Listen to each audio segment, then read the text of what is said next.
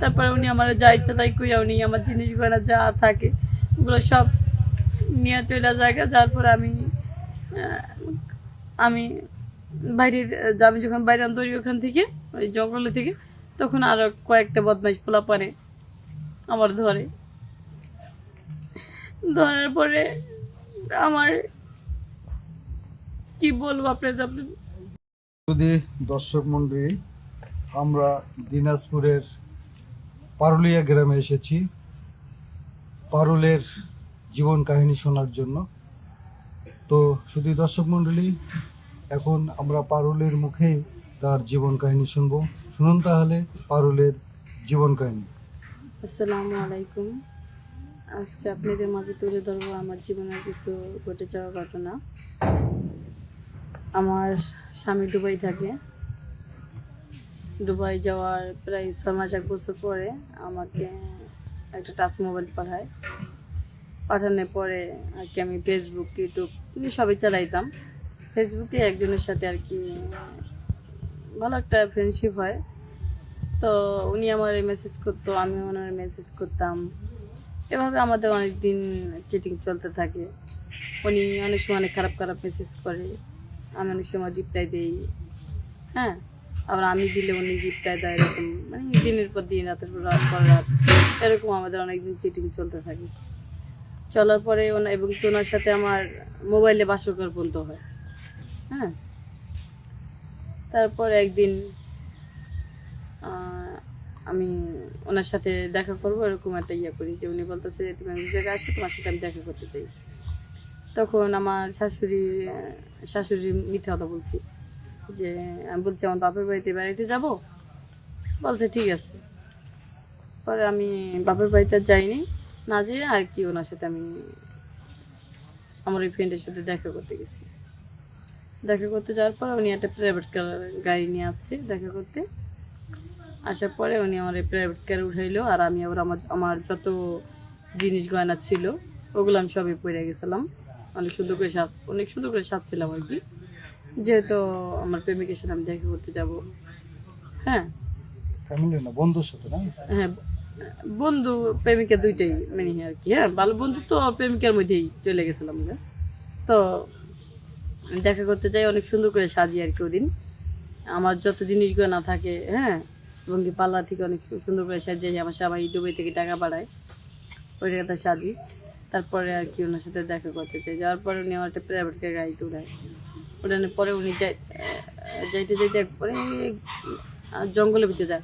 আমি বলছি আর কত দূর যাবেন? বলছে এটা পার্কে ঘুরতে যাবো। হ্যাঁ, তো কথা বললা উনি আমার অনেক দূর একটা বাগানে ভিতরে নিয়ে যাবে দেখে। ওখানে মানে মানুষজন খুবই কম, আর বাড়িঘর নাই বলে চলে। হ্যাঁ, দু একটা লোকজন আছে খুব কম।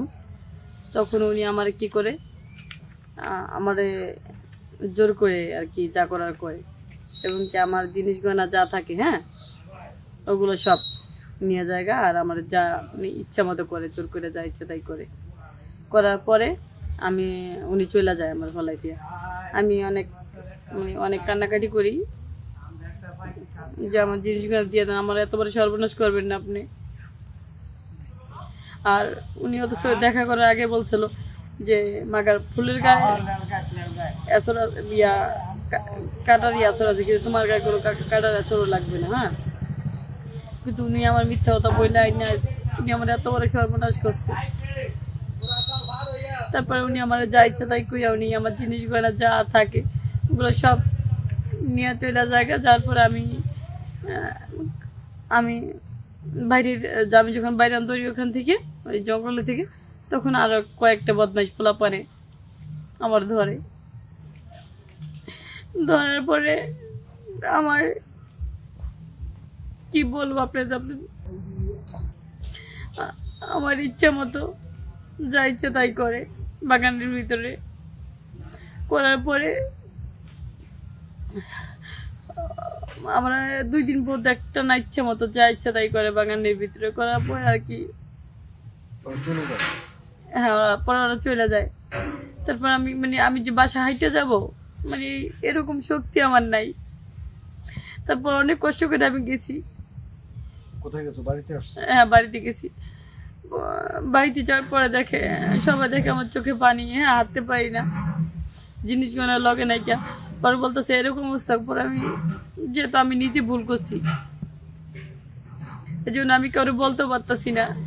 তো তোমার জিনিস গয়না কে নিল, তুমি কি জি- জিনিসগুলো যে ছেলেটার সাথে আমার ফেসবুকে আর কি মানে বন্ধুত্ব হয়েছিল, ওই ছেলেটা আমার জিনিস গয়না, তারপরে আমার জোর করে সবকিছু আমার কায়রা নিয়া। বাড়িতে এসে মিথ্যা কথা বললা নাকি? হ্যাঁ, পরে বাড়িতে এসা, কারণ আমি যেহেতু আমি অপরাধ করছি না, এটা আমি কেমনে বলবো।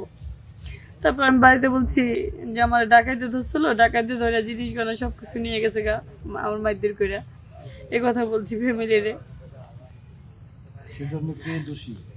এই জন্য আমি দোষী নেই। আমার হাজবেন্ড অথচ আমার জন্য কত কষ্ট করে ওই বিদেশে গেছে, টাকা ইনকাম করে, সেই টাকাটা আমি ফুর্তি করে বেড়াই। এর জন্য দোষী কে? আমি নিজেই দোষী। এটি তোমার কথা।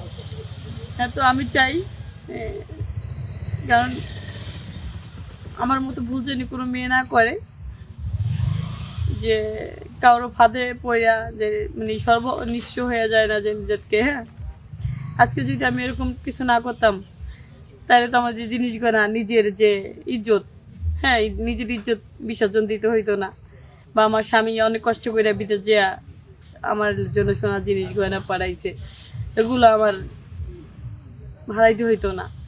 তো সবচেয়ে বড় কথা হলো মানুষের যাতে এই ধরনের ভুল থেকে দূরে থাকে। আমি চাই না যে আমার মতো কারো জীবন এভাবে নষ্ট হোক।